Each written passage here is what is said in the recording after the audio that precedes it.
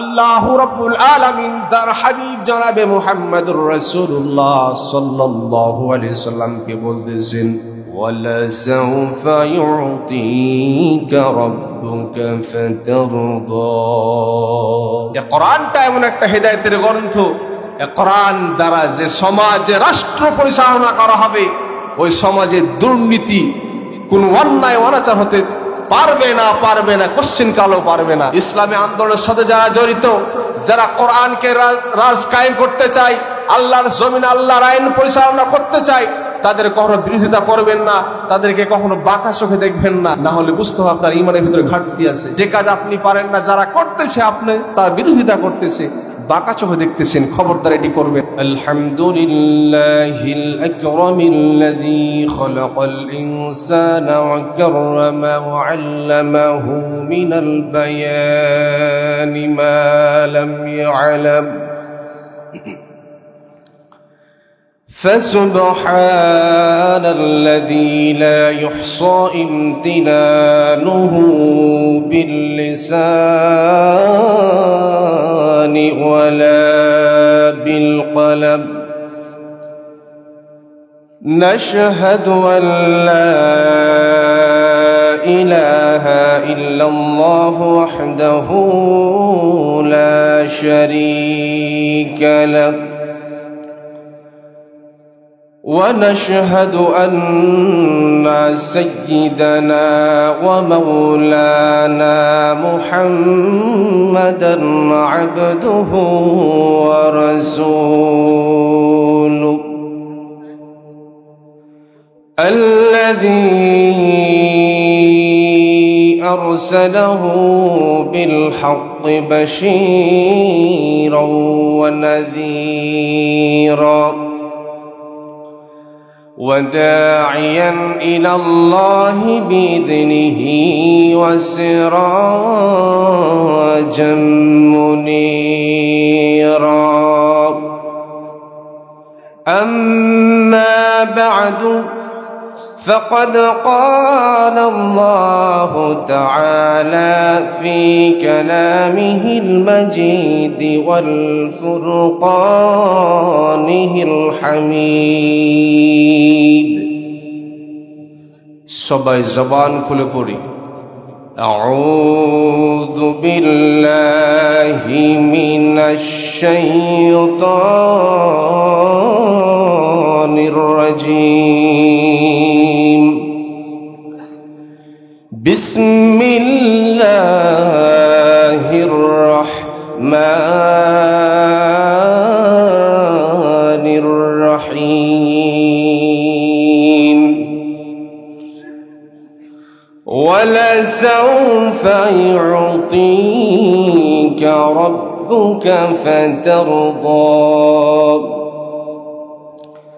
ألم يجدك يتيما فآوى صدق الله العظيم. وقال النبي صلى الله عليه وسلم أفضل نساء أهل الجنة خديجة بنت خويلد وفاطمة بنت محمد ومريم بنت عمران واسية بنت مزاحم امرأة فرعون.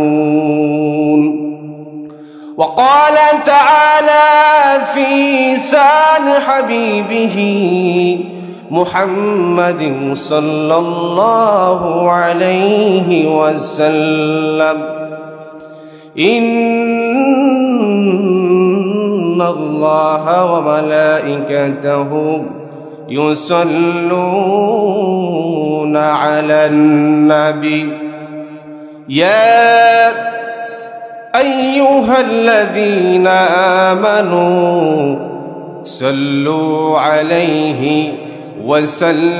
وسلموا تسليما اللهم صل على محمد وعلى آل محمد সবাই পড়ি كما صليت على إبراهيم وعلى آل إبراهيم إنك حميد مجيد اللهم بارك على محمد وعلى آل محمد كما باركت على إبراهيم وعلى آل إبراهيم إنك حميد مجيد سبحان الله وبحمده سبحان الله العظيم জিকির করি লা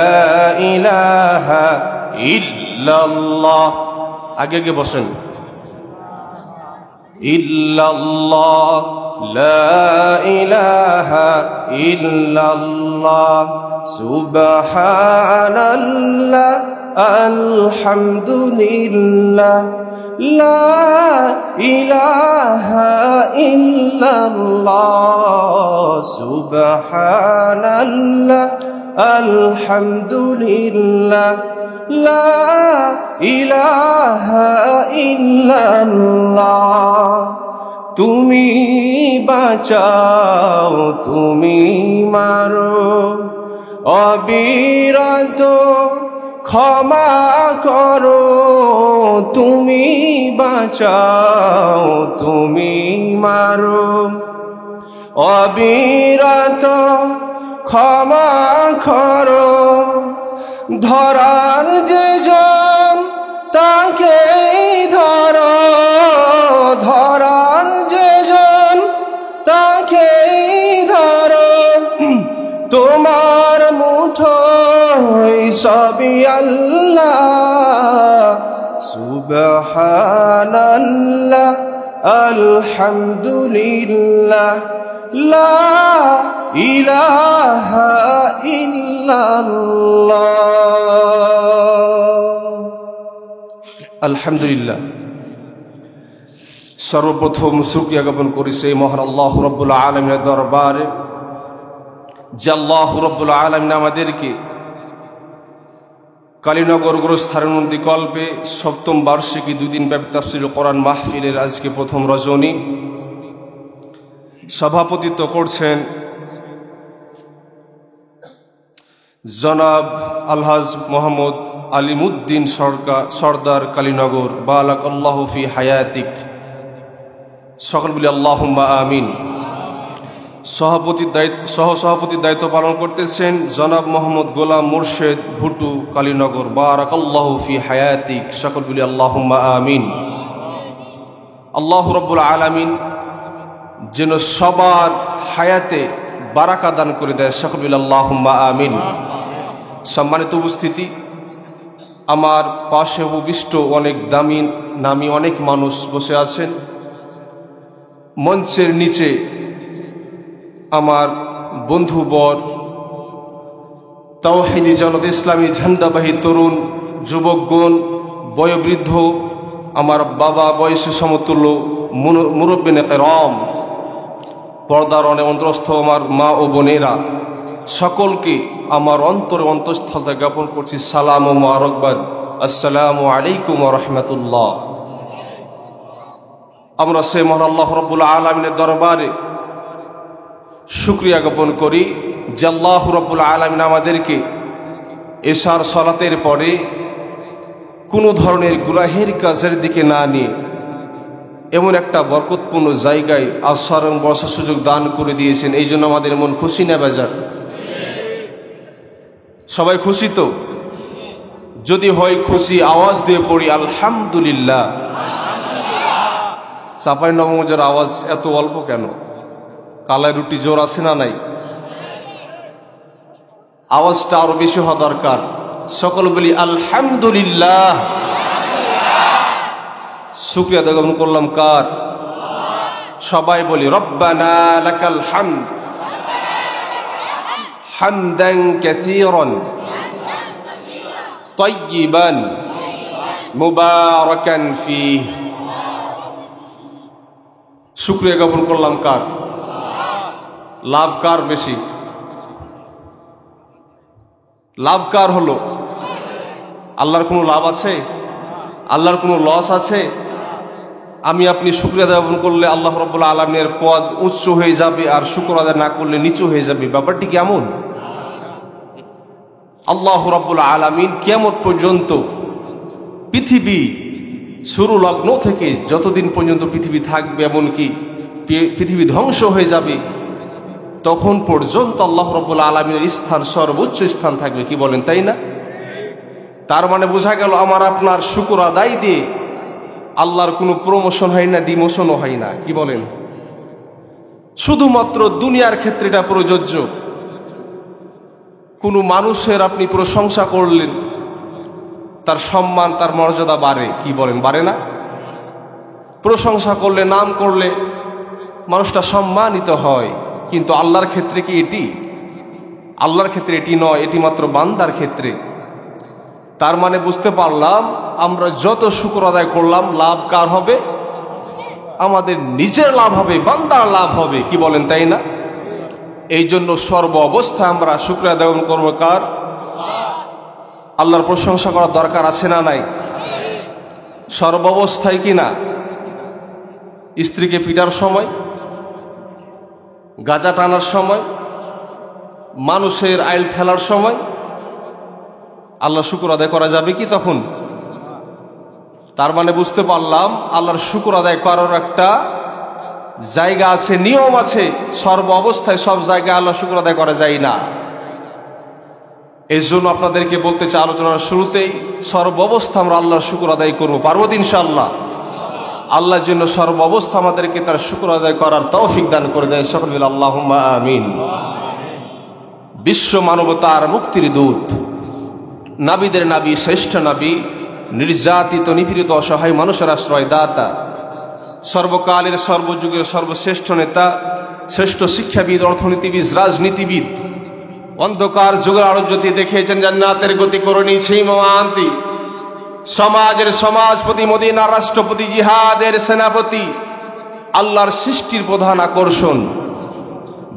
বাবা আদম থেকে নিয়ে ঈসা রুহুল্লাহ পর্যন্ত যত পয়গম্বর পৃথিবীর বুকে আগমন করেছেন, সকল নবী আম্বিয়া কিরামদের মাথার তাজ, সাইয়্যিদুল কাউনাইন ওয়াস সাকালাইন, যেই নবী শুধু দুনিয়ার নেতা নয়, আখিরাতের নেতা। সুবহানাল্লাহি ওয়া বিহামদি।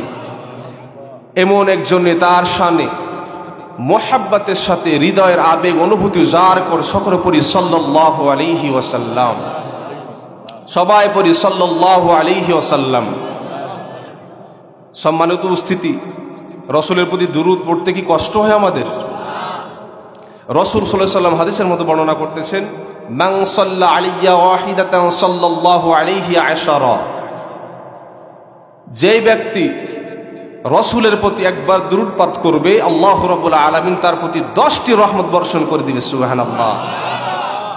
এখানে শেষ নয়, রসুল সাল্লাল্লাহু আলাইহি সাল্লাম তাদের ব্যাপারে হুঁশিয়ার করেছেন, যারা রসুলের নাম শোনার পর রসুলের প্রতি দুরূদ পড়ে না, রসুল বলতেছেন তাদের মতো কৃপণ হতভাগ্য লোক দুনিয়ার বুকে আর নাই।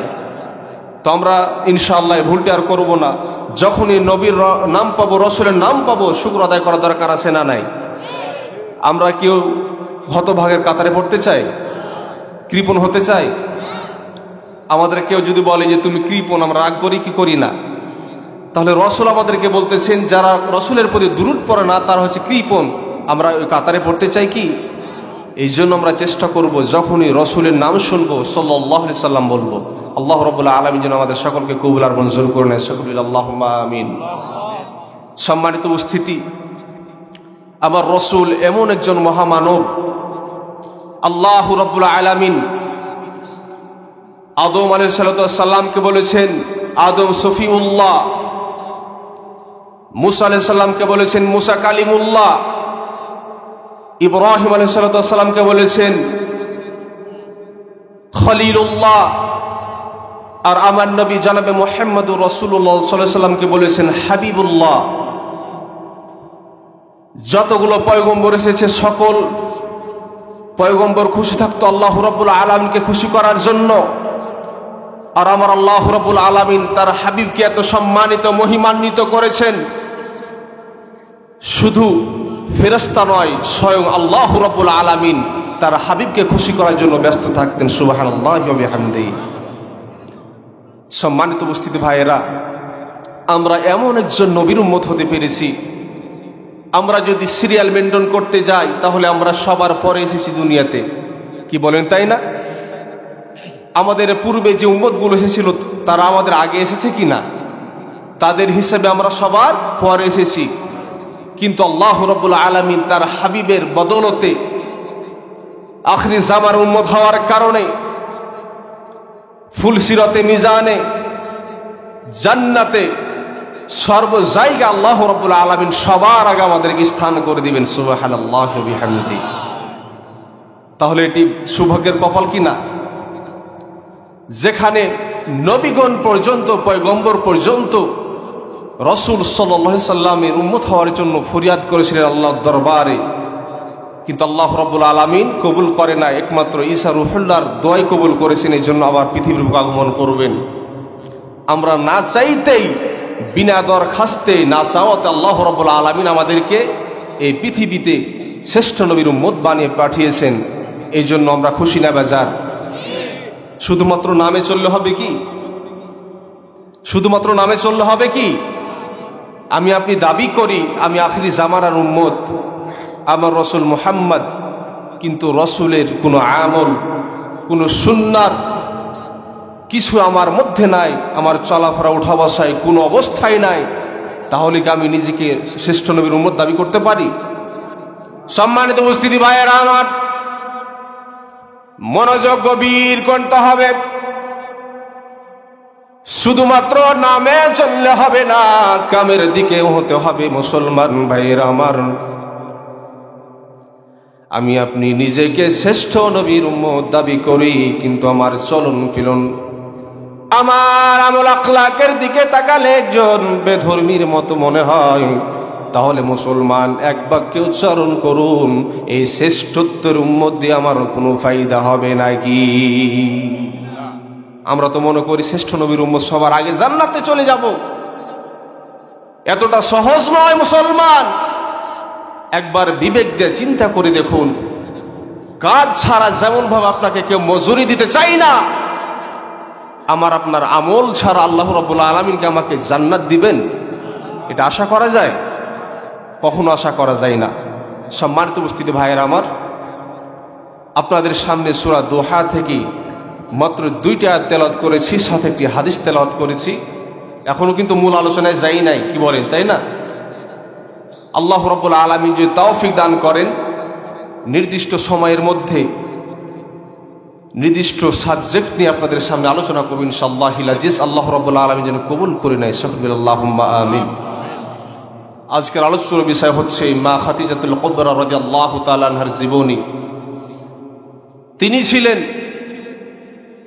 গোটা নারী জাতির জন্য গৌরব। স্ত্রী হিসাবে তিনি ছিলেন শ্রেষ্ঠ, ব্যবসায়িক হিসাবে তিনি ছিলেন শ্রেষ্ঠ, মা হিসাবে তিনি ছিলেন শ্রেষ্ঠ। আমার মা ও বোনেরা যারা প্যান্ডেলের ভিতরে আছেন, বাহির থেকে শুনছেন, মনোযোগ গভীর করে শুনবেন। মা খাদিজাতুল কুবরা রাদিয়াল্লাহু তাআলা আনহার ভিতরে কি আদর্শ ছিল, যার কারণে আল্লাহ রাব্বুল আলামিন শ্রেষ্ঠ নবীর স্ত্রী বানিয়েছেন, জানার দরকার আছে না নাই ভাইরা? আল্লাহ রাব্বুল আলামিন আমাদের সকলকে যেন ধৈর্যের মাপকাঠি বাড়িয়ে দেয়, সকলে আল্লাহুম্মা আমিন। সম্মানিত উপস্থিতি ভাইয়েরা আমার, আল্লাহ রাব্বুল আলামিন তার হাবিব জনাবে মুহাম্মদুর রাসূলুল্লাহ সাল্লাল্লাহু আলাইহি সাল্লামকে বলতেছেন, ওয়ালাসাউফা ইউতিকা রাব্বুকা ফাতারদা। আল্লাহ রাব্বুল আলামিন তার হাবিব জনাবে মুহাম্মদুর রাসূলুল্লাহ সাল্লাল্লাহু আলাইহি ওয়াসাল্লামের প্রতি ওহী কিছুদিন বন্ধ রেখেছিলেন, যার কারণে আমার রাসূল মহা চিন্তায় পড়ে গিয়েছিলেন, হতাশাগ্রস্ত মনে মনে ভাবছিলেন, আমার আল্লাহ কি আমাকে ভুলে গিয়েছেন নাকি? আমার প্রতি ওহী নাজিল কেন হচ্ছে না? আল্লাহ রাব্বুল আলামিন তার হাবিবকে জানিয়ে দিয়ে বলতেছেন, হে হাবিব, ওয়ালা সাউফা ইউতিকা রাব্বুকা ফাতারদা, আমি আপনাকে অচিরে অতি শীঘ্রই সুসংবাদ প্রদান করব। আল্লাহ রাব্বুল আলামিন এরপরে বলতেছেন, আলাম ইয়াজিদিকা ইয়াতীমান ফাআওয়া, ও হাবিব, আমি কি আপনাকে ইয়াতীম অবস্থায় পাই নাই? সম্মানিত উপস্থিতি ভাইয়েরা আমার, আল্লাহ রাব্বুল আলামিন আমার রাসূল জনাবে মুহাম্মদুর রাসূলুল্লাহ সাল্লাল্লাহু আলাইহি সাল্লামকে পৃথিবীতে আসার আগে থেকেই, পৃথিবীর শুরু থেকেই, যখন থেকে তিনি জন্মগ্রহণ করেছেন, আল্লাহ রাব্বুল আলামিন তার হাবিবকে পরীক্ষা শুরু করে দিয়েছে। জন্মের আগে বাবাকে হারালেন। ওরে মুসলমান ভাইরা আমার,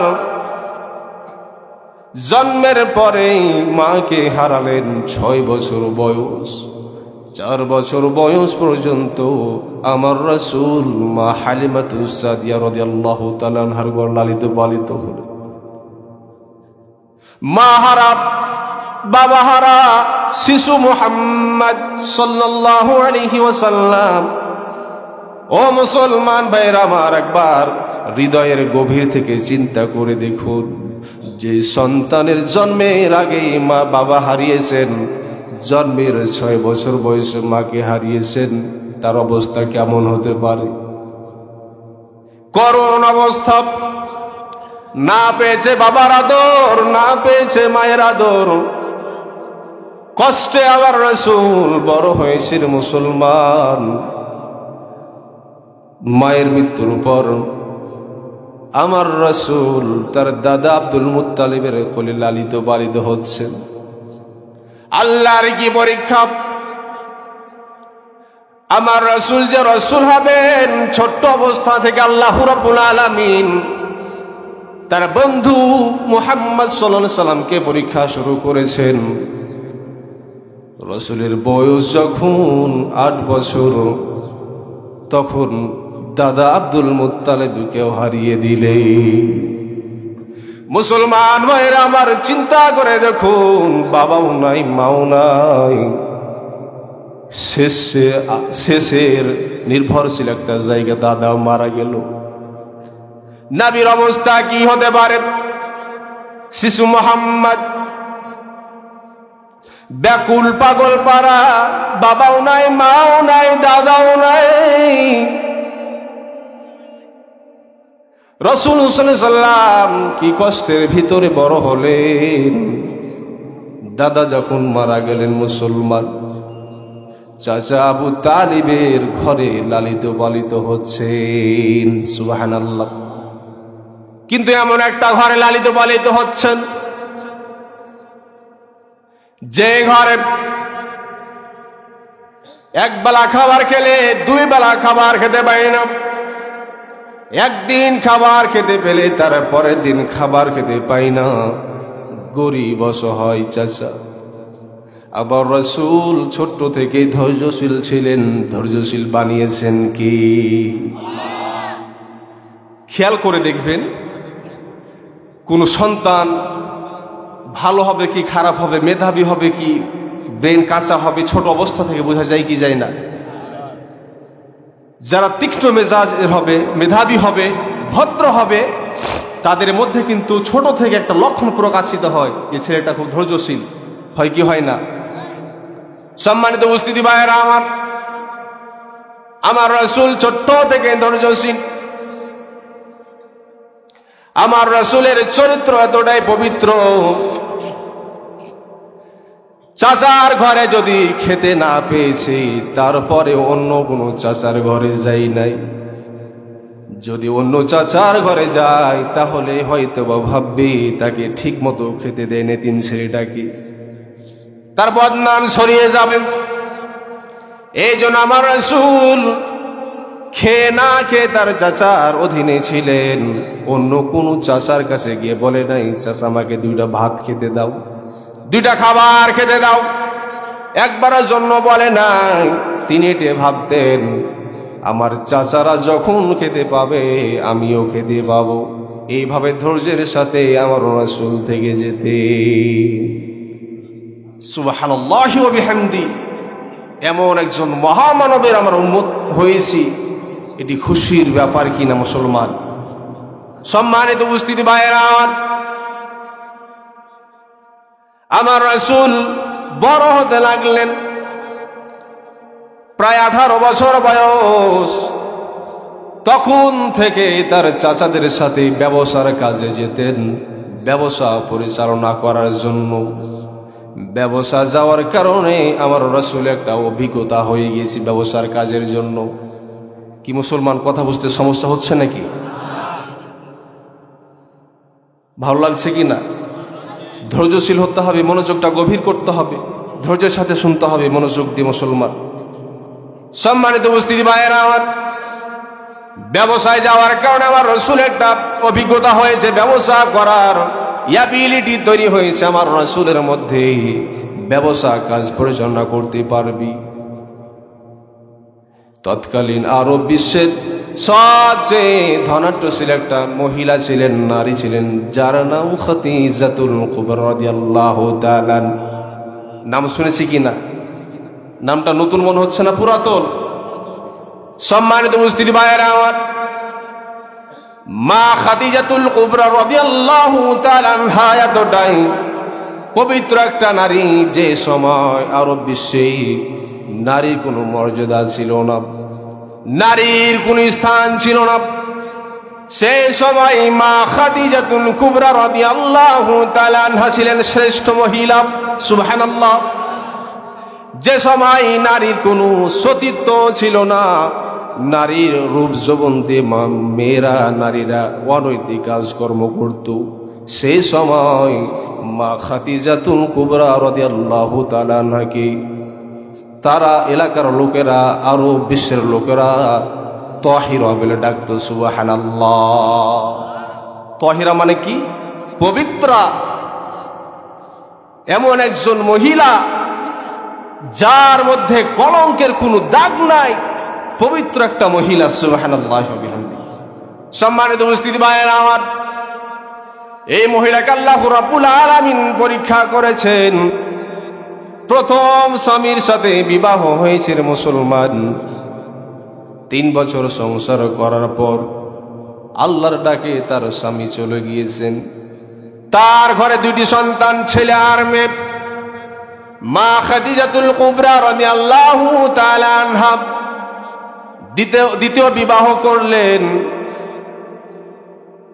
প্রায় 2 বছর সংসার করার পর আল্লাহ রাব্বুল আলামিন তার দ্বিতীয় স্বামীটিকেও ডাক দিয়ে নিয়েছেন। পরীক্ষাকার আল্লাহ রাব্বুল আলামিন যে রাসূলের স্ত্রী বানাবেন, তাকে যাচাই বাছাই করার দরকার আছে না নাই? সম্মানিত উপস্থিতি ভাইয়েরা আমার, মা খাদিজাতুল কুবরা রাদিয়াল্লাহু তাআলা আনহার বাবা ছিলেন সে সময়ের বিশিষ্ট ব্যবসায়ী। মা খাদিজাতুল কুবরা রাদিয়াল্লাহু তাআলা আনহার বাবা মারা যাবার পর বাবার ব্যবসাটা তিনি নিজে মেইনটেইন করতেছেন, কিন্তু মহিলা মানুষ দূর দূরান্তে যেতে পারে না ব্যবসা কাজের জন্য। ব্যবসার কাজের জন্য দূর দূরান্ত যেতে পারে না। ব্যবসার কাজ যাকে দেয় সে মেরে দেয় টাকা, আসলটা দেয়, লাভটা দেওয়া দূরের কথা, মূলধন থেকে টাকা মেরে দেয়। যার কারণে মা খাদিজাতুল কুবরা রাদিয়াল্লাহু তাআলা আনহা এমন একজন সৎ ব্যক্তিকে খুঁজতেছেন যার হাতে ব্যবসাটা দিয়ে তিনি নিশ্চিন্তে ঘুমাতে পারবেন। সম্মানিত উপস্থিতি ভাইয়েরা আমার, মনেরটা গভীর করেন, হৃদয়ের কানগুলো খুলে দেন রে মুসলমান।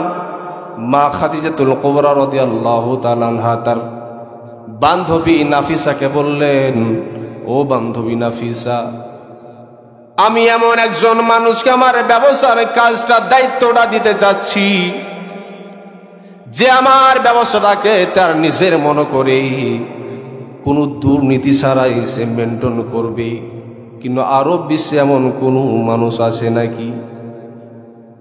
নাফিসা বলল,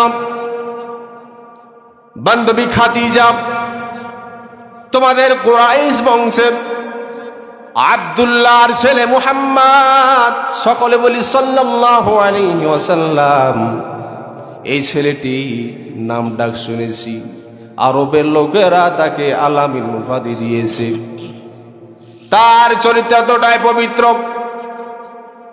তিনি এমন একটা সৎ ব্যক্তি, আমি আশা করতে পারি তার ডাক নাম যেভাবে শুনেছি তাকে যদি ব্যবসাটা দিতে পারো তাহলে আশা করা যায় তুমি নিশ্চিন্তে ঘুমাতে পারবা।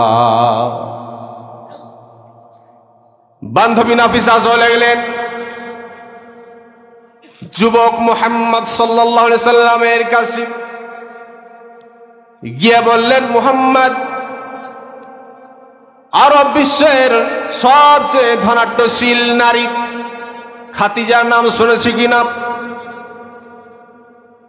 যুবক নবী বললেন, তার নাম শুনেছি, তিনি অনেক ভদ্র মহিলা, অনেক রূপবতী গুণবতী মহিলা। বান্ধবী নাফিসা বললেন, তার সাথে তুমি শেয়ারের ব্যবসা করবা কিনা? তোমাকে ডাক দিয়ে পাঠিয়েছে। আমার নবী দুই চোখের পানি ছেড়ে দিলেন, আমি এতিম মানুষ, কোথায় টাকা পাবো, কোথায় পয়সা পাবো? আমার কোনো মন ধন নাই ব্যবসায় শেয়ার করার জন্য। বান্ধবী নাফিসা চলে গেলেন আবার খাদিজাতুল কুবরা রাদিয়াল্লাহু তাআলা আনহার কাছে, গিয়ে বললেন, শিশু যুবক মুহাম্মদ তোমার সাথে শেয়ারে ব্যবসা করতে পারবে না। মা খাদিজাতুল কুবরা বললেন, আমি যদি তাকে আমার ব্যবসার কাজের জন্য ক্যাশিয়ার বানাই তাহলে দায়িত্ব পালন করবে কিনা? যখন আসলেন রসুলের কাছে খাদিজার সে বান্ধবী, রসুল বললেন, চলে যাও আমার চাচার কাছে, আমার চাচার কাছে পরামর্শ নাও, অর্ডার নাও। আমার চাচা যদি রাজি হয় আমি ব্যবসায় তার ক্যাশিয়ার হিসেবে কাজ করতে রাজি আছি। সুবহানাল্লাহি ওয়া বিহামদি। যুবক ভাইয়েরা, এখান থেকে আমরা কি বুঝলাম? বাবা মার গার্জিয়ানের পরামর্শ দরকার আছে না নাই? আজকে আমরা করি কি? বাবা মার কোনো পরামর্শই নি না, মন যখন যেটা চায় আমরা করে বসি। এটি রসুলের আদর্শের মধ্যে পড়ে না মুসলমান। সম্মানিত উপস্থিতি ভাইয়েরা আমার, রসুলের চাচা রাজি হলেন, ভাতিজাকে খাদিজার কাছে পাঠালেন। খাদিজা রাদিয়াল্লাহু তাআলা আনহা 40টি উট দিয়ে, উটের পিঠে করে খেজুরগুলো দিয়ে দিলেন শাম রাজ্য, শাম দেশ যেটা সিরিয়া, সেখানে ব্যবসার জন্য তার একটা লোককে পাঠালেন। রাসূল সাল্লাল্লাহু আলাইহি সাল্লামের অলৌকিক কিছু নিদর্শন দেখার জন্য বললেন। এই বালকটি নাকি অনেক কিছু নিদর্শন দেখা যায়, তুমি যা কিছু পাবা অলৌকিক লিখে রাখবা ডায়েরির মধ্যে। মা খাদিজাতুল কুবরা রাদিয়াল্লাহু তাআলা আনহার খাদেমটা রাসূল সাল্লাল্লাহু আলাইহি সাল্লামের সাথে গেলেন সাম্রাজ্যে ব্যবসা করার জন্য। যখন রাস্তায় যাইতেছি, রাসূল সাল্লাল্লাহু আলাইহি সাল্লাম বিশ্রাম নেওয়ার জন্য একটা গাছের নিচে বসেছেন।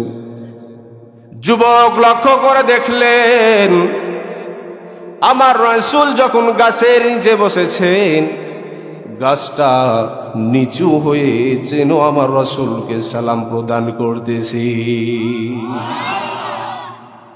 এখানে শেষ নয়, এমন কি এক টুকরা মেঘ যেন আমার রাসূলের মাথার উপর দিয়ে যাচ্ছে, যাতে করে আমার রাসূলকে রৌদ্র না লাগে। যুবক এগুলো লিখে রাখতেছে। যখন ব্যবসার জন্য সিরিয়া চলে গেলেন, শাম দেশে,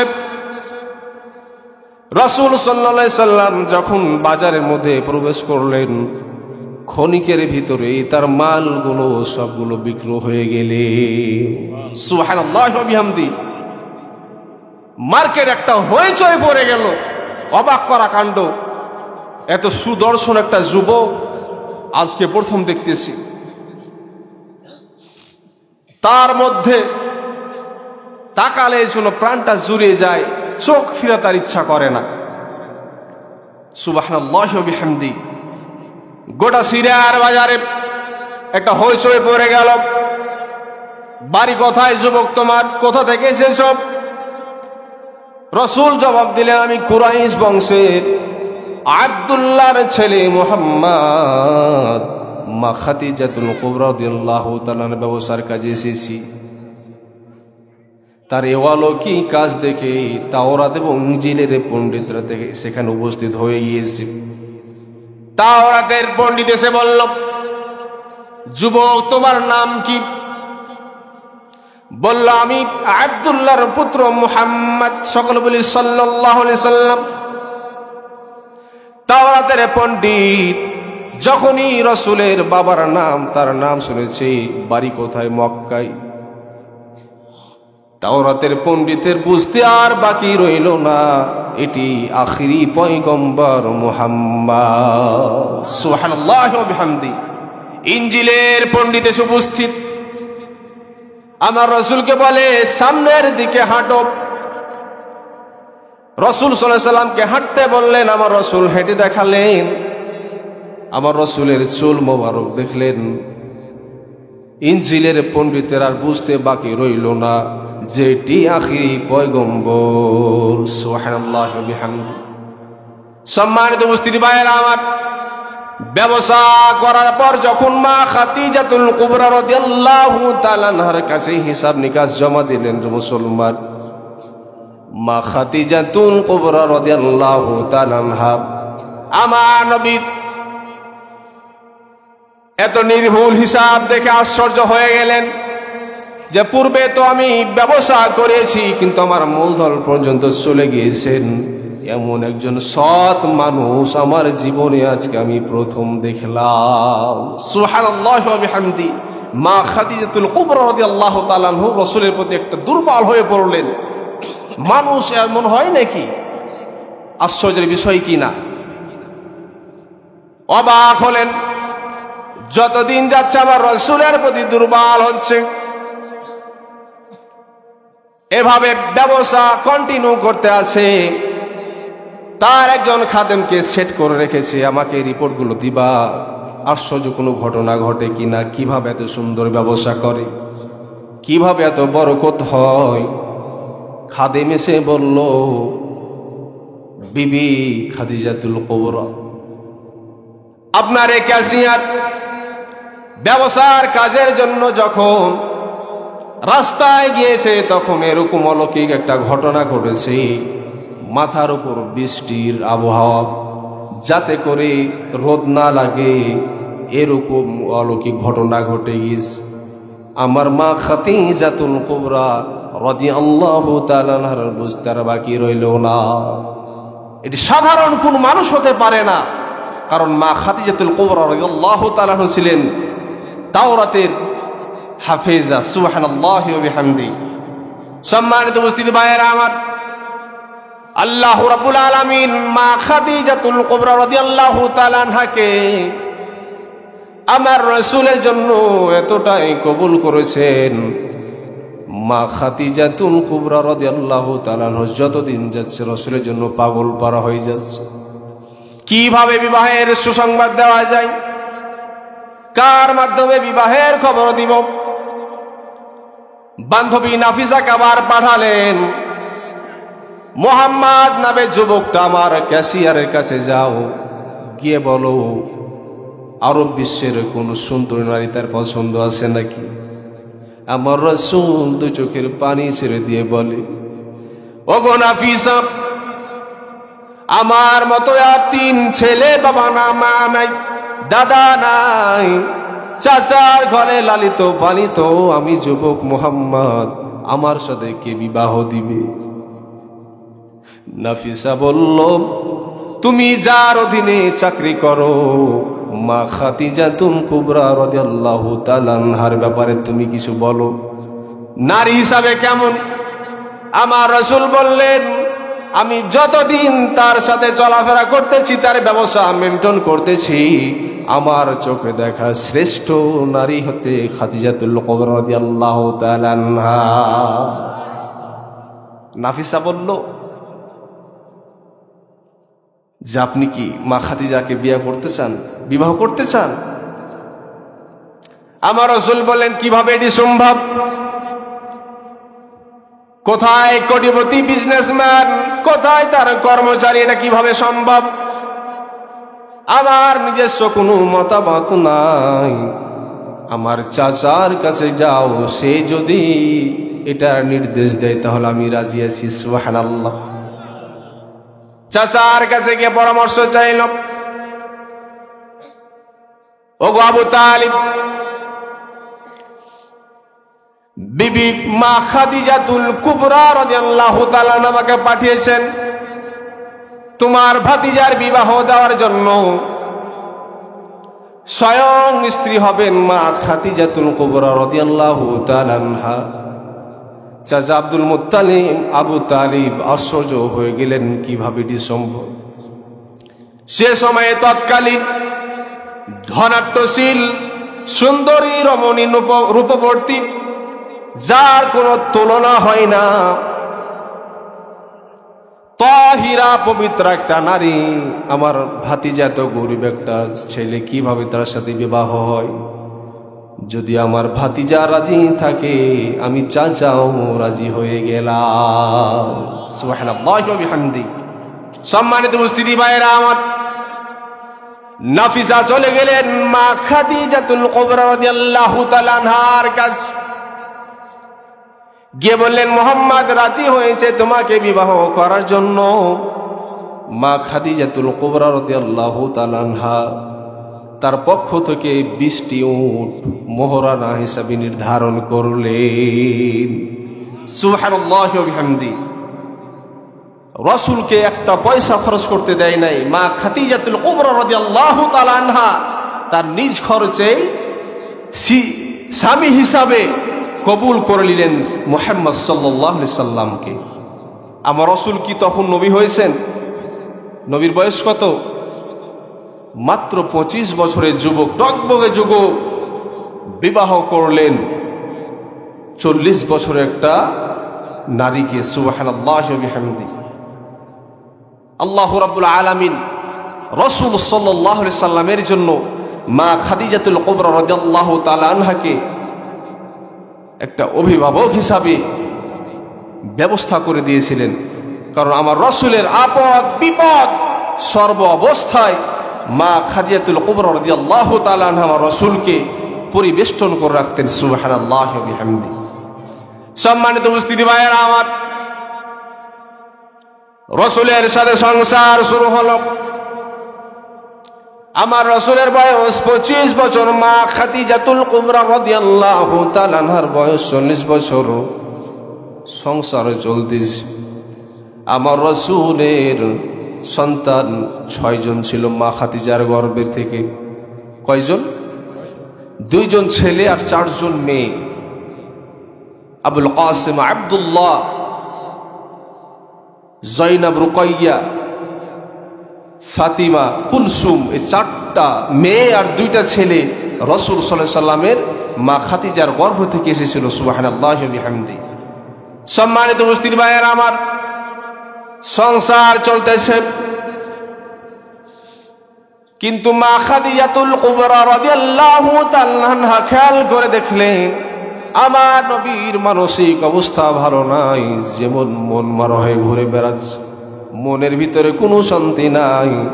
মা খাদিজাতুল কুবরা রাদিয়াল্লাহু তাআলা আনহা বললেন, ওগো প্রাণের স্বামী, আপনার মন খারাপ কেন? আপনি কি আমাকে বিবাহ করে ঠকে গিয়েছেন নাকি? আপনি 25 বছরের টকবগে যুবক, আমি 40 বছরের নারী, এটা ভেবে আপনি মন খারাপ করতেছেন নাকি? আমার রাসূল বললেন, ওগো তাহিরা, আমি এটি ভাবে মন খারাপ করতেছি না, আমি ভাবতেছি আমি এই দুনিয়াতে এসেছি আমার সৃষ্টিকর্তাকে। সুবহানাল্লাহি ওয়া বিহামদিহি। নবী কিন্তু তখন নবী হয় নাই, কিন্তু মাথার মধ্যে খালি ঘুরপাক খায় যে কিভাবে দুনিয়াতে আসলাম, আমাকে সৃষ্টি করেছে কে। সম্মানিত উপস্থিতি ভাইয়েরা আমার, মা খাদিজাতুল কুবরা রাদিয়াল্লাহু তাআলা আনহাকে বললেন, ওগো প্রাণের স্ত্রী, আমি একটু নির্জনে থাকতে চাই, আমি একটু ধ্যান করতে চাই, আমি একাকী থাকতে চাই, আমার রবের পরিচয় পেতে চাই। আমার রাসূল চলে গেলেন গারে হিরায়। গারে হিরায় যাওয়ার পর আমার রাসূল ধ্যান করতেন, চিন্তা করতেন, সার্বক্ষণিক চিন্তা ভাবনা করতেন, আমাকে কে সৃষ্টি করেছেন, কি কারণে সৃষ্টি করেছেন, আমার সৃষ্টিকর্তা কে। এইভাবে দিনের পর দিন আমার রাসূল ধ্যানে মগ্ন থাকতেন। রাসূল সাল্লাল্লাহু আলাইহি সাল্লাম খাবার নিয়ে যেতেন, খাবার শেষ হয়ে যেত, আবার খেতে আসতেন। মা খাদিজাতুল কুবরা রাদিয়াল্লাহু তাআলা আনহা খাবার নিয়ে গেছেন আমার রাসূলের জন্য। মহিলা মানুষ উঁচু পাহাড়ে উঠে কত কষ্ট, যারা হজে গিয়েছে একমাত্র তারাই জানবে। গারে হীরা কত উঁচু একটা পাহাড়, যারা গিয়েছে একমাত্র তারাই জানবে। রাসূলের জন্য মা খাদিজাতুল কুবরা রাদিয়াল্লাহু তাআলা আনহু খাদ্য সামগ্রী নিয়ে উঁচু পাহাড়ে যেতেন আমার রাসূলের, যাতে করে ধ্যানের বিঘট না ঘটে যায়। চিন্তা করতেন, আমার প্রাণের স্বামী মনে হয় না খেয়ে বসে আছে। সম্মানিত উপস্থিতি ভাইয়েরা আমার, মা খাদিজাতুল কুবরা রাদিয়াল্লাহু তাআলা আনহা আমার রাসূলকে এত ভালোবাসতেন, এত মহব্বত করতেন, যা ভাষায় প্রকাশ করার মতো নয়। এত ধনাঢ্য একটা মহিলা, রূপবতী, গুণবতী, এত সুন্দর চরিত্রের একটা মহিলা, গরিব এতিম মিসকিন জনাবে মুহাম্মদুর রাসূলুল্লাহ সাল্লাল্লাহু আলাইহি সাল্লাম কি তার সকল সম্পত্তি ওয়াকফ করে দিয়েছে। সুবহানাল্লাহি ওয়া বিহামদি। বর্তমানে কেউ করে কি? একবারে নিঃস্ব কোটিপতির মেয়ে বিবাহ করে তার সকল সম্পত্তি তাকে দিয়ে দিয়েছে। এরকম নজির আছে কি? এরকম নজির দেখাতে পারবো না। যদিও থাকে একটা, এটা ভুলক্রম হয়ে গেছে, হয়তো প্রেম প্রীতি করে পালিয়ে গিয়েছে, যার কোনো ফেঁসে গিয়ে বাবা মারা গেছে, সম্পত্তি তার নামে থেকে গেছে, পেয়ে নিয়েছে, এরকম হতে পারে, কি বলেন, তাই না? সম্মানিত উপস্থিতি ভাইয়েরা আমার, মা খাদিজাতুল কুবরা রাদিয়াল্লাহু তাআলা আনহার মধ্যে আমার মায়েদের আদর্শ রয়েছে, স্বামীকে কিভাবে মহব্বত করতে হবে। আপনি যদি একবার মা খাদিজার জীবনের দিকে তাকান, তাহলে আপনি স্বামীর অবাধ্য হতে পারবেন না। অনেক মা বোনকে পাওয়া যায় কথায় কথায় বাবার বাড়ি মায়ের বাড়ির খোঁটা দেয়, অহংকার করে, একটু কিছু হলে বলে বাবার বাড়ি চলে যাব, মায়ের বাড়ি চলে যাব, ভাইয়ের বাড়ি চলে যাব, এমন আছে না নাই? কিন্তু মনে রাখবেন মায়েরা, স্বামীর বাড়ি হচ্ছে আপনার চিরস্থায়ী একটা ঠিকানা, শেষ ঠিকানা আপনার স্বামীর বাড়ি। একদিন দুই দিন আপনাকে আপ্যায়ন করবে ভাইয়েরা মায়েরা, 3 দিনের বেলা আপনাকে বলবে চলো মেয়ে তোমাকে তোমার স্বামীর বাড়িতে রেখে আসি, করবে কি করবে না? আপনাকে আপনার স্বামী কখনো খাবার জন্য পড়ার জন্য আপনাকে কখনো খোঁটা দেয় না, মন খারাপ করে না, ভালোবেসে সোহাগ করে আদর করে আপনাকে খাওয়ায় পড়ায়। কিন্তু একটু কিছু পেলে আপনি স্বামীকে ছোট করেন, খোঁটা দেন। মায়ের বাড়ি চলে যাব, ভাইয়ের বাড়ি চলে যাব, মনে রাখবেন আপনার শেষ ঠিকানা, শেষ সম্বল আপনার স্বামী। দুনিয়ার সবে আপনাকে ছেড়ে গেল, আপনার স্বামী ছেড়ে যাবে না। শেষ ভরসা, শেষ নিঃশ্বাস ত্যাগ করার আগ পর্যন্ত আপনার স্বামী আপনার পাশে সব সময় থাকবে। কারণ একটা মানুষ বিবাহ করার আগ পর্যন্ত সবচেয়ে মনের গভীর কথাগুলো শেয়ার করে বন্ধু বান্ধবের সাথে, কি বলেন, কথা ঠিক কিনা? কিন্তু একটা যুবক যখন বিবাহ করে তখন নারীর খবর পর্যন্ত তার স্ত্রীর সাথে শেয়ার করে, করে কি করে না? স্ত্রীকে নিজের আপন ভাবে। কিন্তু আমার অনেক মা বোনেরা আছে, কিছু পেলে বলে ডিভোর্স নিয়ে নিব, এমন আছে না নাই? মেয়ের ভাত খেতে দেব না, এমন আছে না নাই? খবরদার এমনটি করবেন না। আরেকটি কথা না বললেই নয়, অনেক সংসার মেয়ের মায়ের কারণে ভেঙে যায়। ভালো পরামর্শ দেয় না, সব সময় খারাপ পরামর্শ দেয়, শাশুড়ির সাথে মিল মোহাব্বত করে চলতে পরামর্শ দেয় না, কিভাবে ফাটল সৃষ্টি হয় চেষ্টা করে, কিছু একটা হলেই আটকে দেয় যে আর স্বামীর ভাত খেতে দেব না। এমন আছে না নাই? খবরদার এমনটি করবেন না, কারণ আপনার মেয়েকে আপনি ডিভোর্স নিয়ে আপনি আপনার সারা জীবন ঘরে রাখবেন না, অন্য কারোর সাথে আবার বিবাহ দিতে হবে আপনাকে। যেহেতু আপনি ঘরে রাখবেন না, বিবাহ দিতেই হবে, তাহলে আপনার এমন সিদ্ধান্ত নেওয়ার কোনো দরকার হয় কি? এটা সমাধানে নিয়ে আসতে হবে, কিভাবে ঘর সংসারটাকে টিকিয়ে নেওয়া যায়। কিন্তু ম্যাক্সিমাম পরিবার করে কি, ছোট্ট একটা কারণ পেলে ভাত খেতে দিব না, ডিভোর্স দিয়ে নিব, ছেড়ে নিব, এমন কথা বলে কি বলে না? সম্মানিত উপস্থিতি ভাইরা আমার, যেহেতু আমরা নবীজির উম্মত, মা খাদিজাতুল কুবরা রাদিয়াল্লাহু তাআলা আদর্শ আমাদের জীবনে বাস্তবায়ন করতে হবে। আমার রাসূলকে তার সকল সম্পত্তি ওয়াকফ করে দিয়েছেন দ্বীনের কাজের জন্য। আমার রাসূল নবী হওয়ার আগ থেকে আমার রাসূল অভাবীদের অভাব দূর করতেন, যারা সমস্যায় পড়তেন তাদের সমস্যা দূর করে দিতেন। সমাজ কল্যাণমূলক কাজে তিনি নিয়োজিত থাকতেন। কেউ আবার ভুল বুঝবেন না যে আমার রাসূল নবী যখন ছিলেন না তখন মনে হয় মূর্তি পূজায় জড়িত ছিল। ব্যাপারটি কেমন? আমার রাসূল পবিত্র ছিলেন, কোনো অন্যায় কাজের সাথে সম্পৃক্ত ছিলেন না। সাধারণ মানুষের সাথে রাসূলের কোনো তুলনা হয় কি? যে একটা মানুষ রসখোর, মদখোর, নেশাখোর ছিল, তাবলিগে গিয়ে দাড়ি ছেড়ে হজ করে ভালো মানুষ হয়ে গিয়েছে। আমার রাসূল কেমন ছিলেন? রাসূল ছোট্ট থেকে যে আমার রাসূল রাসূল হবেন তার কিছু নমুনা, তার কিছু লক্ষণ প্রকাশিত হয়ে যেত। সুবহানাল্লাহি ওয়া বিহামদিহি। সম্মানিত উপস্থিতি ভাইরা আমার, মা খাদিজাতুল কুবরা রাদিয়াল্লাহু তাআলা আনহা রাসূলের কাছে খাদ্য সামগ্রী নিয়ে যেতেন। আমার রাসূল চোখ খুলে দেখতেন মা খাদিজা বসে। রাসূল সাল্লাল্লাহু আলাইহি সাল্লাম মা খাদিজার চেহারার দিকে তাকিয়ে দু চোখের পানি ছেড়ে দিয়ে বলেছে, ও প্রাণের স্ত্রী, তুমি আমার জন্য কত কষ্ট করতেছো, তোমার টকটকে চেহারাটা কালো মলিন হয়ে গিয়েছে, কয়দিন ধরে খাও নাই। মা খাদিজাতুল কুবরা রাদিয়াল্লাহু তাআলা আনহা বলেন, ওগো প্রাণের স্বামী, আপনি বাসাই না, আমি খাবো কিভাবে? মোহাব্বত, আমার রাসূল যেভাবে তার বিবিকে মোহাব্বত করতেন, বিবিও অনুরূপ আমার রাসূলকে মোহাব্বত করতেন। সম্মানিত উপস্থিতি ভাইরা আমার, মা খাদিজাতুল কুবরা রাদিয়াল্লাহু তাআলা আনহার প্রতি আল্লাহ রাব্বুল আলামিন রাজি খুশি হয়ে গিয়েছেন। সুবহানাল্লাহ। আল্লাহ রাব্বুল আলামিন ফেরেশতা পাঠিয়ে আমার রাসূলকে বলে দিলেন, ওগো রাসূল, আপনার স্ত্রীকে আল্লাহ রাব্বুল আলামিন সালাম প্রেরণ করেছে। সুবহানাল্লাহি ওয়া বিহামদিহি।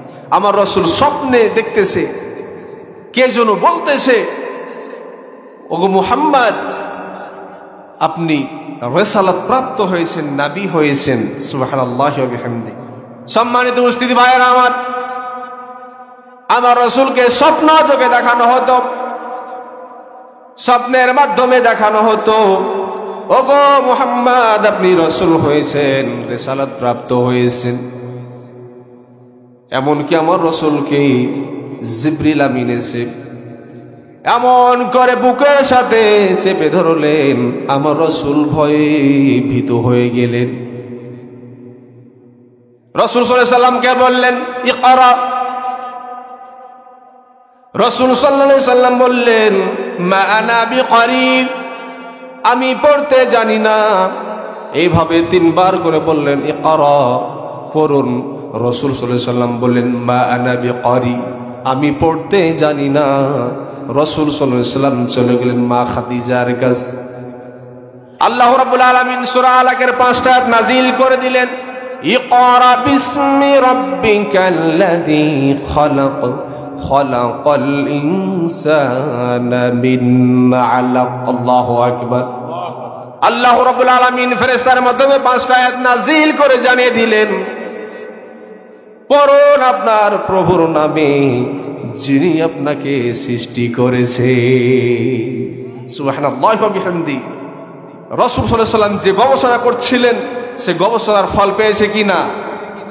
রাসূল চিন্তা করতেন, ধ্যানে মগ্ন থাকতেন যে আমাকে কে সৃষ্টি করেছেন। আল্লাহ রাব্বুল আলামিন ফেরেশতা দ্বারা জানিয়ে দিলেন। সুবহানাল্লাহি ওয়া বিহামদি। সম্মানিত উপস্থিতি ভাইয়েরা আমার রাসূল ভয়ে ভীত হয়ে চলে গেলেন বিবি মা খাদিজাতুল কুবরা রাদিয়াল্লাহু তাআলা আনহার কাছে গিয়ে বললেন, জাম্মিলুনি জাম্মিলুনি, আমাকে বস্ত্রাদিত করো, আমাকে কাপড় জড়িয়ে দাও, আমি ভয়ে ভীত হয়ে গেছি, আমি ভয় পেয়ে গেছি। একজন লোক এসে আমাকে জড়িয়ে ধরেছে, আমাকে সূরা আলাকের 5টি আয়াত আমার প্রতি নাজিল করে দিয়েছে, আমি ভয় পেয়ে গিয়েছি। মা খাদিজাতুল কুবরা রাদিয়াল্লাহু তাআলা আনহা চলে গেলেন তার চাচাতো ভাই ওয়ারাকা ইবনে নাফেলের নিকট। তিনি ছিলেন তাওরাতের পণ্ডিত। গিয়ে বললেন, দেখুন তো আপনার ভগ্নিপতি ভয়ে ভীত হয়ে গিয়েছে, কারণটা কি? যখন রাসূল সাল্লাল্লাহু আলাইহি সাল্লাম তার ঘটনা প্রকাশ করতে লাগলেন, ঘটনাগুলো বর্ণনা করতে লাগলেন, ওয়ারাকা ইবনে নাফেল বললেন, আপনার কাছে এমন একজন মানুষ এসেছিলেন, দূত এসেছিলেন, যে দূতটা হযরত মুসা আলাইহিস সালামের কাছে আসতো। সুবহানাল্লাহি ওয়া বিহামদি। আপনি নবী হয়ে গিয়েছেন। সুবহানাল্লাহি ওয়া বিহামদি। সম্মানিত উপস্থিতি ভাইয়েরা আমার, রাসূল সাল্লাল্লাহু আলাইহি সাল্লামকে বললেন, আপনি নবী হয়ে গিয়েছেন, কিন্তু এমন একটা সময় আসবে, এমন একটা মুহূর্ত আসবে, আপনার কওমের লোকেরা আপনাকে রক্তে লালা করে দিবে, আপনাকে মারবে, দেশ সারা করে দেবে, আপনার মাতৃভূমি মক্কা থেকে আপনাকে বিদায় করে দিবে। সাল্লাল্লাহু আলাইহি সাল্লাম বললেন, কারণটা কি? ওয়ারাকা ইবনে নাফেল বলল, আপনি যখন তাওহীদের দাওয়াত দিবেন, একত্ববাদ আল্লাহ রাব্বুল আলামিনের দাওয়াত দিবেন, তখন আপনার কওমের লোকেরা, আপনার জাতির লোকেরা, আপনার বংশের লোকেরা আপনার প্রতি বেরাজ হয়ে যাবে, খুশি হবে না, নারাজ হয়ে যাবে, যার কারণে আপনাকে আপনার মাতৃভূমি থেকে বিদায় করে দিবে। ওয়ারাকা ইবনে নাফেল বলল, সে সময় যদি আমি বেঁচে থাকি, আমি আপনার পাশে গিয়ে আমার সর্বোচ্চটা দিয়ে চেষ্টা করব আপনাকে তাদের থেকে, আক্রমণ থেকে বাঁচানোর জন্য। রাসূল সাল্লাল্লাহু আলাইহি সাল্লাম যখনই তাওহীদের দাওয়াত দিতে লাগলেন, তার প্রতি রক্তের বন্যা আছে না নাই? নির্যাতন আছে না নাই? জুলুমের মাত্রা বেড়ে গেল আমার রাসূলের প্রতি। যখন দাওয়াত শুরু করলেন, ও ভাই বোনেরা, সর্বপ্রথম মা খাদিজাতুল কুবরা রাদিয়াল্লাহু তাআলা ঈমান এনেছিলেন। নারীর মধ্যে মা খাদিজাতুল কুবরা রাদিয়াল্লাহু তাআলা হচ্ছেন সর্বপ্রথম দাওয়াত গ্রহণ করেছিলেন। আর ছেলের মধ্যে, সাহাবীর মধ্যে হযরত আবু বকর সিদ্দিক রাদিয়াল্লাহু তাআলা। তার মানে আমরা বুঝতে পারলাম নারীর অবদান ইসলামে কোনো অংশে কম নয়, নারীরাও এগিয়ে আছে। কিন্তু জাহিলিয়াতের বাচ্চারা মনে করে যে নারীরাকে মনে হয় ইসলাম ঠকিয়ে দিয়েছে, এই জন্য আন্দোলন করে। যে সময় নারীর কোনো স্থান ছিল না, আমার রাসূল আসার পর নারীকে দিলেন মায়ের মর্যাদা, মায়ের পায়ের নিচে জান্নাতের ব্যবস্থা করে দিলেন। সুবহানাল্লাহি ওয়া বিহামদি। সম্মানিত উপস্থিতি ভাইয়েরা আমার, তার বংশের কাছে যে ছেলেটি যুবক মুহাম্মদ আল আমিন নামে পরিচিত ছিলেন, যখনই তাওহীদের দাওয়াত দিয়েছেন, একত্ববাদের দাওয়াত দেওয়া শুরু করেছেন, তখন তাদের কাছে শত্রুতে পরিণত হয়ে গিয়েছে। আলেম উলামারা যখন দ্বীনের কথা বলে, নামাজ রোজার কথা বলে তখন খুব ভালো লাগে, কি লাগে কি লাগে না? কিন্তু যখন বাংলার জমিন ইসলামী আন্দোলনের কথা বলে তখন নাস্তিক মুরতাদের গায়ে আগুন জ্বলে যায়। কথা বলেন ঠিক কিনা? মনে করে হুজুর রাজনীতি করবে কেন, রাজনীতির কথা বলবে কেন, নামাজ রোজা পড়ব আলহামদুলিল্লাহ, এরকম কথা বলে কি বলে না? এ কোরআনটা কি শুধু নামাজ রোজা দ্বারা ভরপুর আছে নাকি? এই কোরআনটাতে 6666টি আয়াত রয়েছে। আজকে আমাদের সমাজে এত আওয়াজ হয়, নসিহত হয়, তারপরে মানুষের পরিবর্তন সাধিত হয় না। কারণটা কি? এত ওয়াজ দিয়ে কাজ হয় না। কিন্তু বাংলার জমিন যদি ইসলামী আন্দোলনের ঘাঁটি হয়, বাংলার জমিন যদি কোরআন দ্বারা পরিচালিত হয়, এত ওয়াজ লাগবে না, নসিহত লাগবে না। যখনই পার্লামেন্টে একটা অর্ডার হবে, আজ থেকে যদি কেউ সালাত না পড়ে রাস্তায় দাঁড়িয়ে থাকে তাকে ধরে গ্রেফতার করা হোক, আর কেউ বেনামাজি থাকতে পারে? যদি আইন বাস্তবায়ন হয়, যারা সুদ খাবে, ঘুষ খাবে, দুর্নীতির সাথে যুক্ত হবে তাদেরকে ধরে রিমান্ডে দেওয়া হোক, আর একজন খুঁজে পাবেন। তার মানে আমরা মেন জায়গা পর্যন্ত পৌঁছতে পারতেছি না। সর্বঙ্গে ব্যথা, মলম দেব কোন জায়গায়? আপনি উঝুট খেয়ে পড়ে গিয়েছেন, আপনাকে বলা হলো আপনার যে জায়গায় ব্যথা মলম দিবেন, যে জায়গায় পড়েছেন মাটিতে যে ইঁটে যে আপনি মলম ঘুষতেছেন, ব্যথা দূর হবে? ব্যথা দূর হবে মুসলমান? এই জন্য আজকের আলোচনা থেকে আপনাকে বুঝে নিতে হবে, আমার রাসূল যখন দিনের দাওয়াত দেওয়া শুরু করে নাই তখন আল আমিন ছিলেন, যখন কোরআনের দাওয়াত দেওয়া শুরু করলেন তখন তাদের তো শত্রুতে পরিণত হলো। এই জন্য যারা কোরআন থেকে শুধু কবরের ফুলসিরাতের ওয়াজ করে তারা আপনাদের চোখে ভালো, কিন্তু বাংলাদেশের ইসলামী আন্দোলন করা হোক, ইসলামের রাজ কায়েম করা হোক যখন ঘোষণা দেয় তখন আপনাদের চোখে আলেমরা শত্রুতে পরিণত হয়ে যায়। হয় কি হয় না? এটি করা যাবে না মুসলমান। আপনাকে মনে রাখতে হবে, আলেম ওলামাগণ নিজের স্বার্থের জন্য কোনো কাজ করে না। আমার রাসূল যেভাবে জাতিকে জাহান্নামের আগুন থেকে বাঁচানোর জন্য নিজের তাজা রক্ত জমিনে বিলিয়ে দিতে বোধ করে নাই, আলেম ওলামাগণ নিজের সুখ বিসর্জন দিয়ে দিনের পর দিন, রাতের পর রাত কোরআনের কথাগুলো প্রচার করে বেড়াচ্ছে নিজের কোনো স্বার্থের জন্য নয়, একমাত্র জাতিকে জাহান্নামের আগুন থেকে বাঁচানোর জন্য। এই জন্য কেউ ভুল বুঝবেন না যে আলেম ওলামাগণ রাজনীতি করতেছে। রাজনীতি কোরআনের বাইরের কোনো অংশ নয়। আল্লাহ রাব্বুল আলামিন কোরআনে মুলক, রাজত্ব নামে একটা সূরা নাজিল করেছেন, সুবহানাল্লাহি ওয়া বিহামদিহি। সম্মানিত উপস্থিতি ভাইয়েরা আমার, রাসূল সাল্লাল্লাহু আলাইহি সাল্লাম যখন কোরআনের দাওয়াত দিতে শুরু করলেন, রাসূলের প্রতি জুলুম নির্যাতন বেড়ে গেল। আমার রাসূল ছোট্ট থেকে পরীক্ষায় উত্তীর্ণ। আমার রাসূলকে আল্লাহ রাব্বুল আলামিন ছোট্ট থেকে পরীক্ষা করতেছেন। ভাগ্যের কি পরিহাস যে চাচার কোলে লালিত পালিত হয়েছেন, চাচা আবু তালিব দুনিয়া থেকে বিদায় নিয়ে চলে গেলেন। কাফেরের বাচ্চারা সুযোগ পেয়ে গেল, অভিভাবকেরা মুহাম্মাদের প্রতি নির্যাতনের মাত্রা বাড়িয়ে দিল। আল্লাহর কি পরীক্ষা!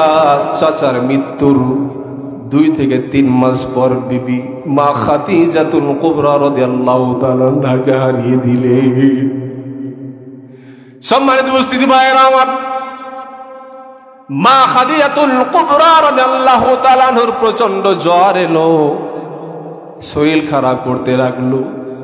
আমার রাসূলকে ডাকলেন, পাশে এসে মুহাম্মদ সাল্লাল্লাহু আলাইহি সাল্লামকে বললেন, ওগো প্রাণের স্বামী, আমি আপনাকে জীবনে খুশি করতে পেরেছি কি জানি না, আমাকে মাফ করে দিয়েন।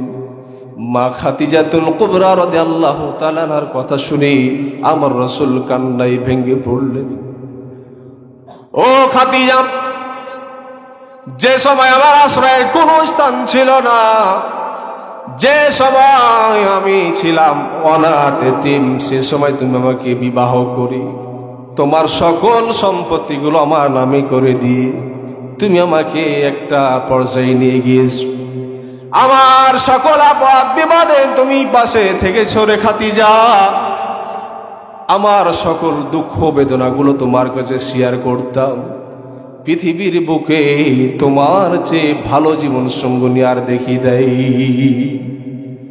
আমার রাসূল মা খাদিজা রাদিয়াল্লাহু তাআলা আনহাকে এতটাই মহব্বত করতেন, এতটাই ভালোবাসতেন। মা খাদিজাতুল কুবরা রাদিয়াল্লাহু তাআলা আনহা যতদিন পর্যন্ত জীবিত ছিলেন আমার রাসূল আর একটাও বিবাহ করে নাই। যেগুলো বিবাহ করেছেন মা খাদিজাতুল কুবরা রাদিয়াল্লাহু তাআলা আনহা যখন মৃত্যুবরণ করেছেন তখন বিবাহ করেছেন, জীবিত অবস্থায় একটাও বিবাহ করে নাই। সুবহানাল্লাহ। সম্মানিত উপস্থিতি ভাইয়েরা আমার, মা খাদিজাতুল কুবরা রাদিয়াল্লাহু তাআলা আনহা ছোট বাচ্চার মতো ফুফরে ফুফরে কাঁদতেছে আর বলতেছে, ওগো প্রাণের স্বামী, আমি মনে হয় আর বাঁচবো না। আমার মনে হয় আল্লাহ রাব্বুল আলামিন ডাক নিয়ে দিবে। আপনার কাছে আমি 4টি নসিহত করতে চাই। ও প্রাণের স্বামী, আমার 4টি নসিহত আপনি রাখবেন।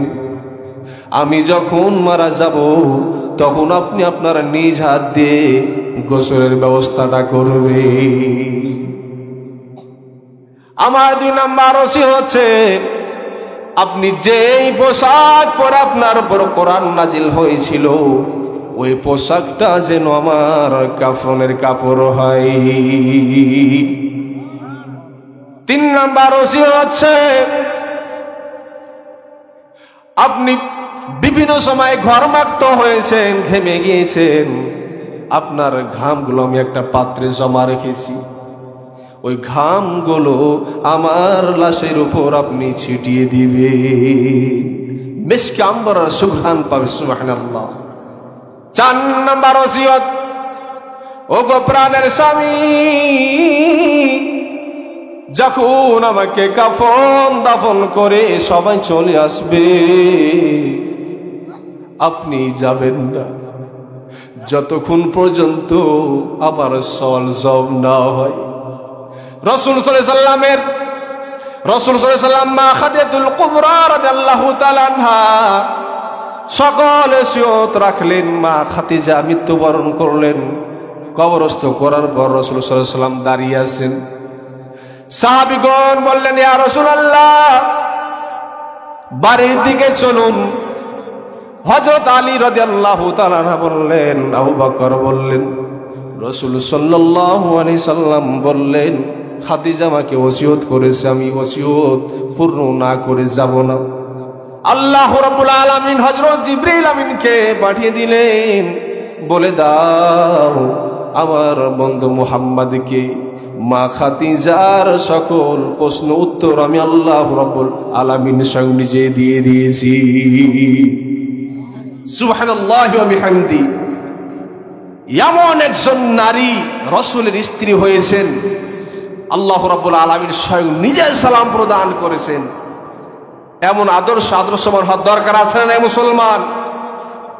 হতে চাই কি চাই না? দরকার আছে না নাই?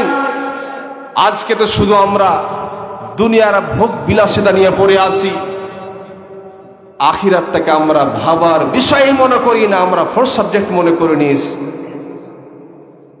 মুসলমানদের জীবনের রুটিন হতে পারে না সারাদিন ঘুরবো ফিরবো, খাবো দাবো, রাত হবে দিন হবে বছর হবে, যুগের পর যুগ চলে যাবে, বয়স শেষ হয়ে যাবে, আখিরাতমুখী চিন্তা হবে না। এটি মুমিনের জীবন হতে পারে? একজন মানুষ ব্যবসা করার পর যদি হিসাব নিকাশ না করে তাহলে কি তার ব্যবসার লাভ লোকসান বুঝতে পারে?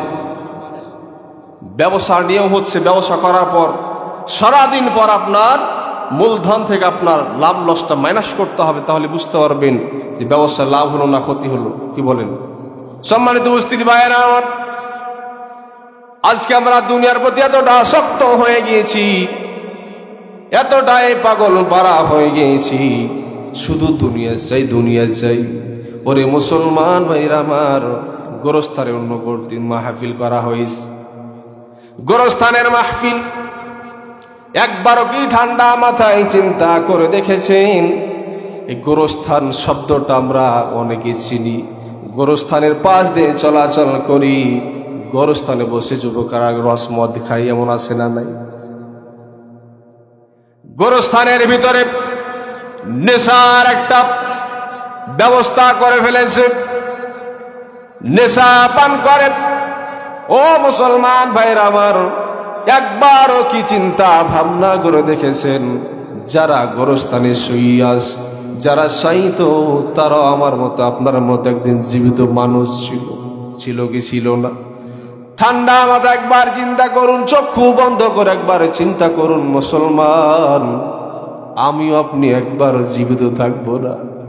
যারা কবরস্থ হয়ে গিয়েছে তারাও আমাদের মতো জীবিত ছিল। এমন একটা সময় আসবে, এমন একটা মুহূর্ত আসবে, আমিও আপনিও তাদের মতো একই কাতারে পড়ে যাব। চক্ষুটা বন্ধ করে দেখুন, এলাকার মসজিদের মাইকে ঘোষণা হয়ে যাবে, এলান হয়ে যাবে, অমুকের ছেলে অমুক দুনিয়ার বুকে আর নাই।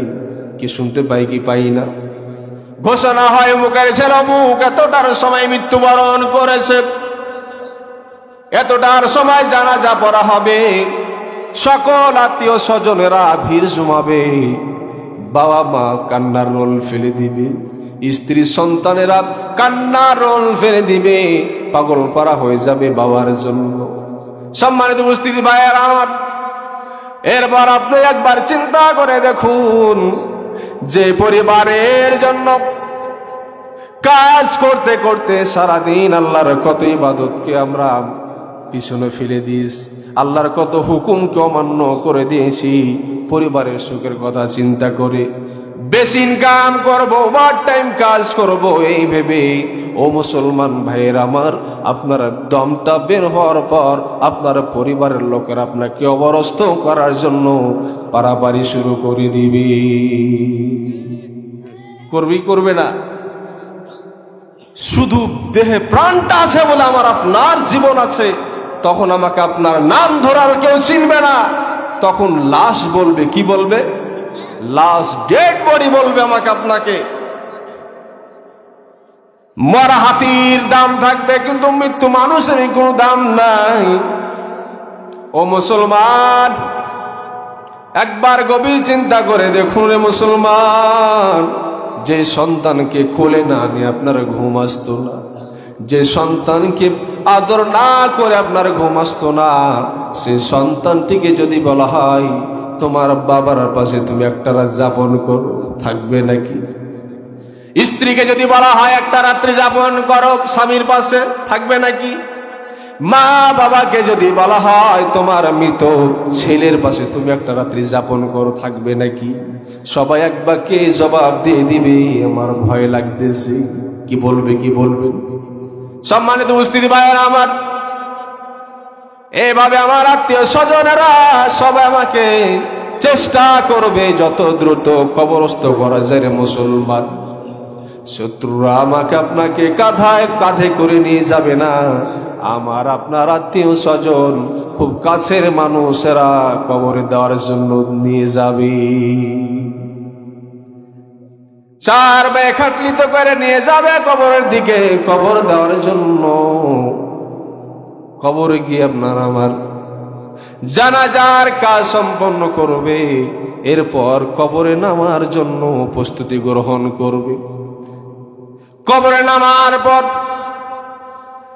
একে একে সবাই চলে আসবে হাঁটি হাঁটি পা করে। আপনি হয়তো মনে করবেন হয়তো আমার বাবা আমার জন্য থাকবে, আমার ভাই আমার জন্য থাকবে, আমার আত্মীয় স্বজন আমার জন্য থাকবে, কিন্তু মুসলমান মনে রাখবেন আপনাকে মাটি দিয়ে কবরস্থ করে সবাই তার নিজ নিজ জায়গায় চলে আসবে, আপনার জন্য অপেক্ষা করবে না। আমরা এমন একটা সিচুয়েশনে পড়ে গিয়েছি রে মুসলমান, যে আল্লাহ রাব্বুল আলামিন দুনিয়াতে আমাদের আপনজন, ফুলসিরাত আপনজন, জান্নাত আপনজন, জাহান্নামীরাও যদি আল্লাহ রাব্বুল আলামিনকে রব বলে ডাক দেয়, আল্লাহ রাব্বুল আলামিন সাড়া দিবেন। সে আল্লাহ রাব্বুল আলামিনকে আমরা আপন করতে পারি নাই। যে মা বাবার সম্পর্ক দুনিয়াতেই সীমাবদ্ধ, যে আদর স্ত্রীর সম্পর্ক দুনিয়াতে সীমাবদ্ধ, যেই ছেলে মেয়ের সম্পর্ক দুনিয়াতে সীমাবদ্ধ, সেই আত্মীয় স্বজনের সাথে আমরা মধুর সম্পর্ক করতে পেরেছি। কলিজা বের করে দিয়ে আমরা তাদের সাথে সম্পর্ক টিকিয়ে রাখার সম্পর্ক চেষ্টা করেছি। কিন্তু মুসলমান যে আল্লাহ রাব্বুল আলামিন সর্ব জায়গায় আমাদের আপনজন, সে আল্লাহর সাথে আমরা গভীর সম্পর্ক করতে পারি নাই। এটা আমাদের কপাল পুরা। দুনিয়াতে যাদের সম্পর্ক শেষ হয়ে যাবে, কবর পর্যন্ত যাবে কি উপকার আসবে? কবরে দেওয়ার পরে সবাই তার নিজ নিজ জায়গায় চলে আসবে। মুসলমান এখানে শেষ নয়। আপনার পরিবার আপনার জন্য 2 দিন 4 দিন 5 দিন আপনার জন্য ব্যথিত হৃদয়, শোকের মাতম থাকবে। 1 মাস যাবে, 2 মাস যাবে, সবাই আপনাকে আস্তে আস্তে সবাই ভুলে যাবে। মনে হবে লোকটা দুনিয়াতে ছিল না। কিন্তু আমি আপনি এমন মনে করি আমি ছাড়া দুনিয়ায় চলবেই না, এমনটা মনে করি কি করি না? এমনটা আমরা মনে করি দুনিয়া আমার জন্য আটকে থাকবে। কিন্তু আপনি একবার চিন্তা করে দেখুন, আপনার বাবা আপনার পরিবারকে সুন্দর করে চালানোর জন্য কত না পরিশ্রম করত। বাবা আজকে নাই, পরিবার সুষ্ঠুভাবে চলে কি চলে না? চলে কি চলে না? আগের মতো চলছে না? মুসলমান চিন্তা করে দেখুন, আমিও আপনিও যখন থাকবো না, আমার পরিবারটা আগের মতোই থাকবে, আগের মতোই চলবে। তাহলে মুসলমান আপনি কি নিতে মনে করেন যে আমি যদি দুনিয়াতে না থাকি তাহলে দুনিয়া চলবে না? আপনি কাজের অজুহাত দেখে আপনি কিন্তু আল্লাহ রাব্বুল আলামিনের ইবাদত থেকে গাফিল রয়েছে।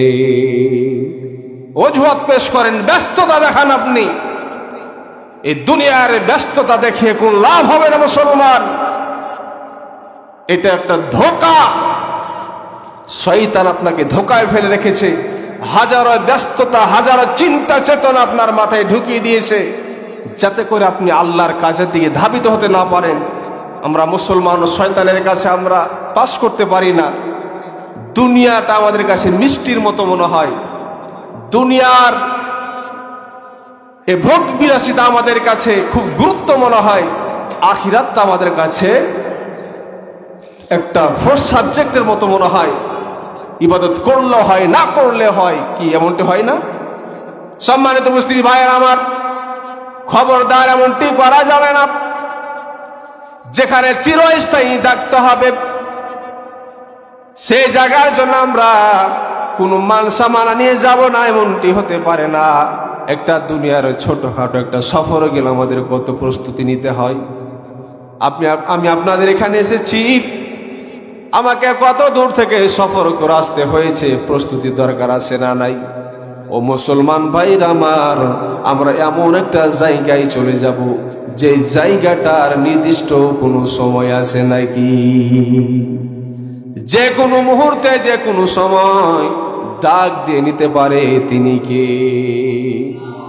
আল্লাহ রাব্বুল আলামিনকে কি আমরা আপন করতে পেরেছি? চিন্তা করবেন, রাত্রে ঘুমানোর সময় চিন্তা করবেন যে দুনিয়ার কত কারোর জন্য কত কি করলাম, কত কি করলাম, কত চেষ্টা করলাম আপন করার।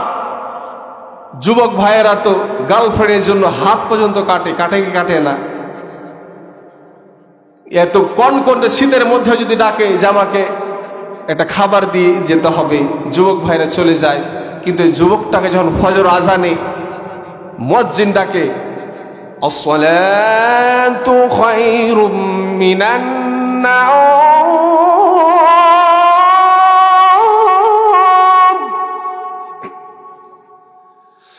আসসালাতু খায়রুম মিনান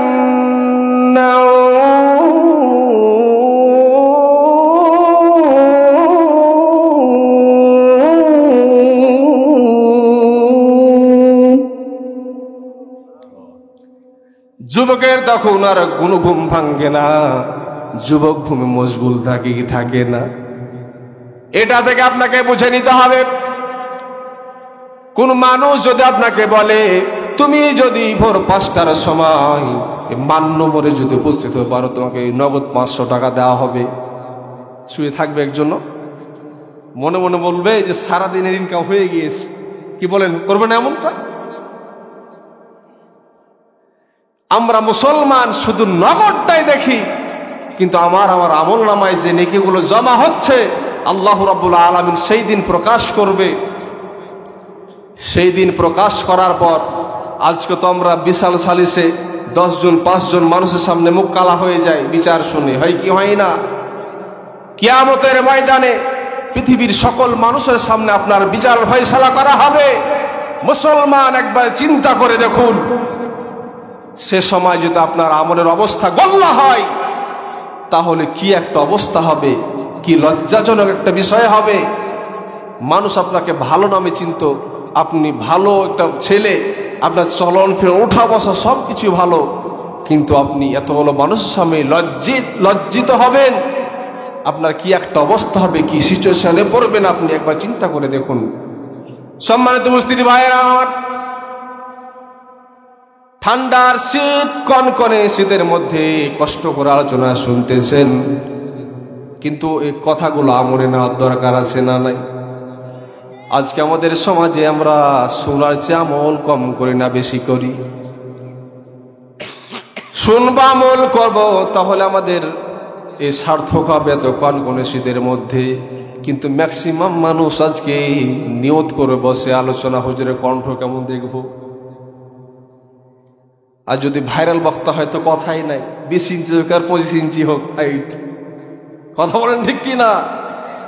আমাদের প্রথমেই শুরুতে আমাদের নিয়তটা আকাম, এই জন্য আমাদের আমলে কোনো বরকত হচ্ছে না।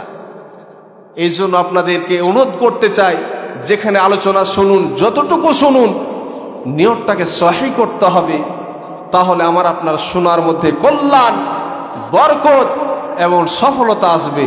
যদি শুনি আমল না করি তাহলে সফলতা আসবে কি? এই জন্য আপনাদেরকে আজকের আলোচনা থেকে যেটি বলতে চাই, মুসলমান জীবনে বহুত অন্যায় করেছি, পাপ করেছি। আজকের এই আয়োজন থেকে, মাহফিল থেকে আমরা নিয়ত করে যাই সামনের দিনে আর আমরা কোনো গুনাহের কাজের দিকে জড়িত হব না। যতদিনে দেহে প্রাণ থাকবো আল্লাহর ইবাদত করব, কারণ আমরা জানতে পারলাম এই দুনিয়ার আপনজনের জন্য ব্যস্ততা দেখে কোনো লাভ নয়। যে আল্লাহ রাব্বুল আলামিন আমাদের আপনজন হবে তার জন্য ব্যস্ততা দেখাতে হবে। কি বলেন, কথা ঠিক কিনা? আরেকটি কথা বলতে চাই, এই জমিনে যত অন্যায় অনাচার দূরীভূত করার জন্য হাজার লক্ষ লক্ষ মাহফিলের দরকার হবে না, যদি শুধুমাত্র কোরআনটা জায়গা মতো পৌঁছে যায়। আপনারা সবাই চান তো জায়গা মতো পৌঁছাতে? কে কে চান না? দুহাত তুলে দেখান, কে কে চান না? সম্মানিত উপস্থিতি ভাইয়ের আমার, এ কোরআনটা এমন একটা হেদায়েতের গ্রন্থ, এ কোরআন দ্বারা যে সমাজে রাষ্ট্র পরিচালনা করা হবে, ওই সমাজে দুর্নীতি, কোন অন্যায় অনাচার হতে পারবে না, কোশ্চিন কালও পারবে না।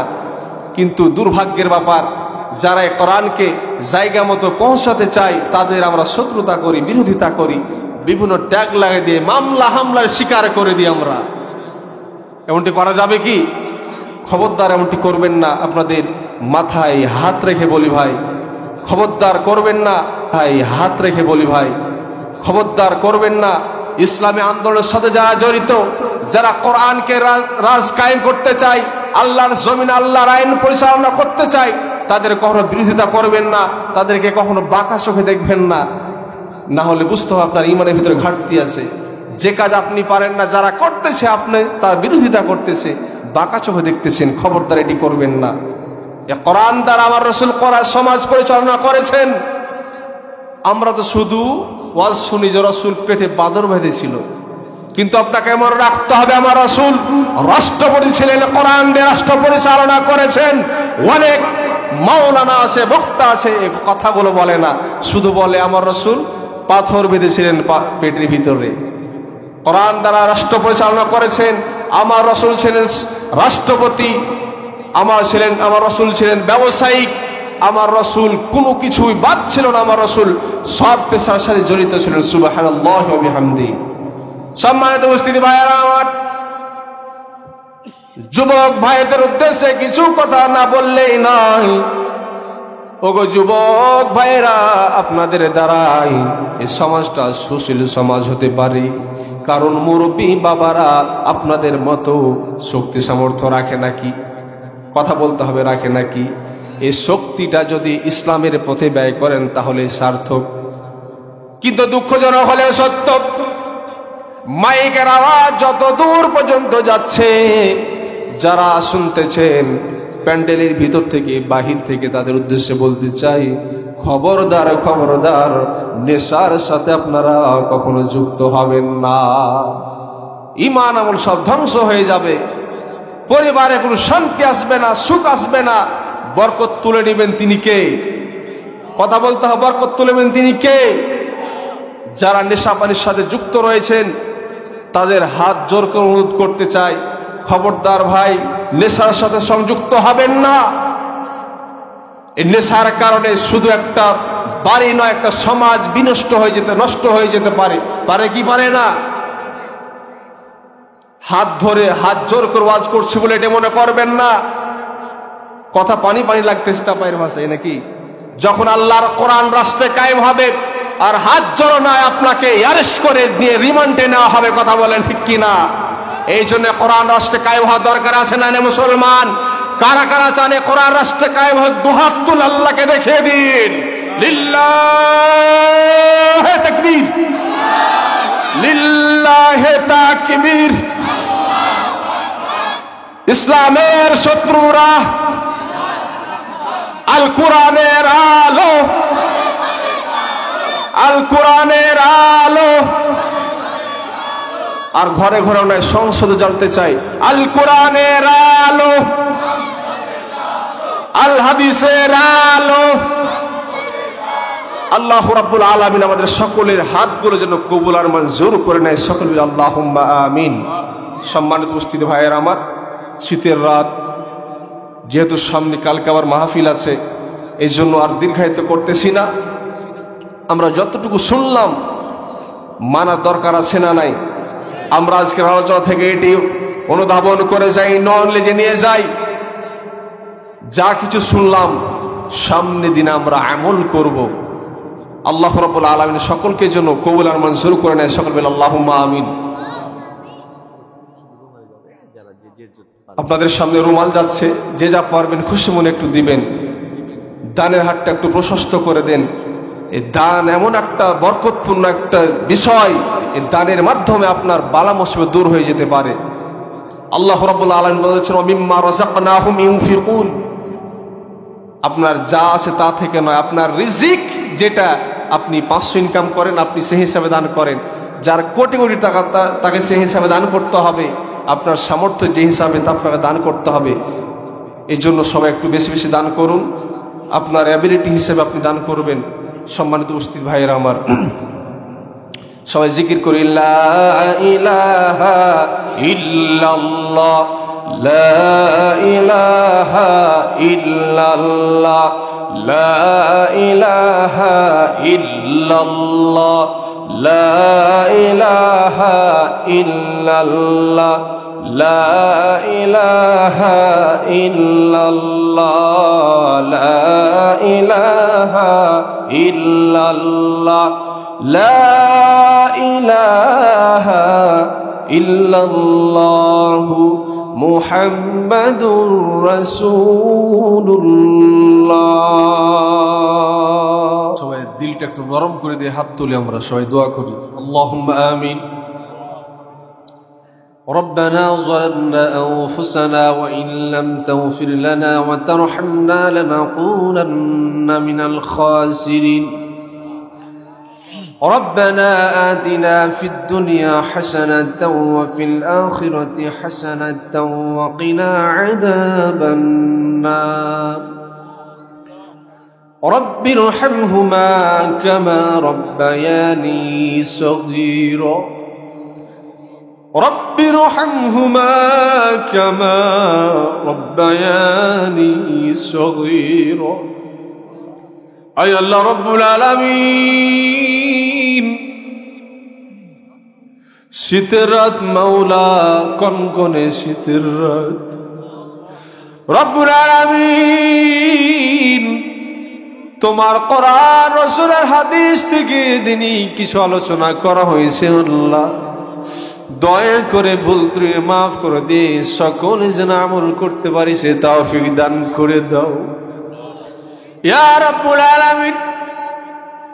গভীর রজনী আল্লাহ, অনেক মানুষ ঘুমিয়ে গেছে আল্লাহ,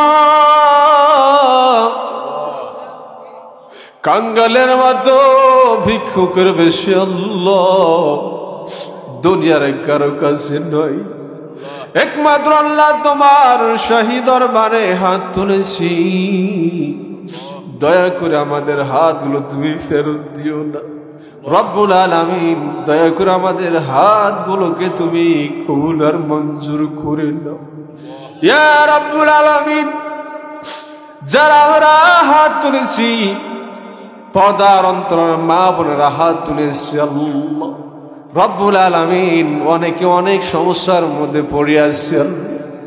আলিমুম বিযাতিস সুদূর, অন্তর্যামী আল্লাহ রব্বুল আলামিন, কার মনে কি বেদনা কি বাসনা তুমি একমাত্র জানো রে মাবুদ।